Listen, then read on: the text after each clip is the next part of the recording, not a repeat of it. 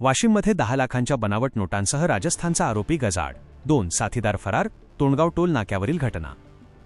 वाशिम हिंगोली महामार्गावरील तोंडगाव टोल नाक्यावर बनावट नोटा चलनात आणण्याचा प्रयत्न करणाऱ्या राजस्थानमधील एका संशयित आरोपीला पोलिसांनी रंगेहात पकडले आहे. त्याच्याकडून 10 लाख रुपये किमतीच्या बनावट नोटा जप्त करण्यात आल्या असून त्याचे 2 सहकारी मात्र पसार होण्यात यशस्वी झाले आहेत. ही कारवाई 6 जून रोजी रात्री 10:30 वाजेच्या सुमारास करण्यात आली.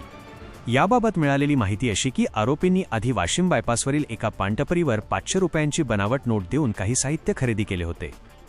ही बाब पानटपरी चालकाच्या तात्काळ लक्षात आली. त्याने वेळ न घालवता तोंडगाव टोल नाक्यावर संपर्क साधून याबाबतची माहिती दिली.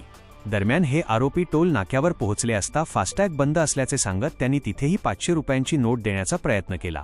मात्र आधीच सतर्क असलेल्या टोल नाक्याचे मॅनेजर रवी गोटे यांनी प्रसंगावधान राखले.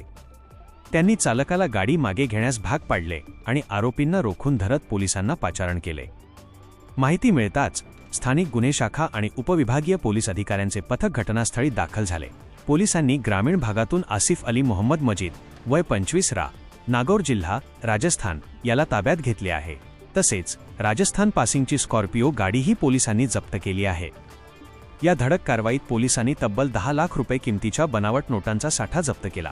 मात्र मुख्य आरोपीसोबत असलेले अन्य 2 आरोपी तोंडगाव टोल नाक्यावरून अंधाराचा फायदा घेत पसार झाले. पोलीस सध्या त्यांचा कसून शोध घेत आहेत. वाशिम जिल्ह्यात गेल्या 8 दिवसांतील बनावट नोटांसंदर्भातील ही दुसरी मोठी कारवाई आहे.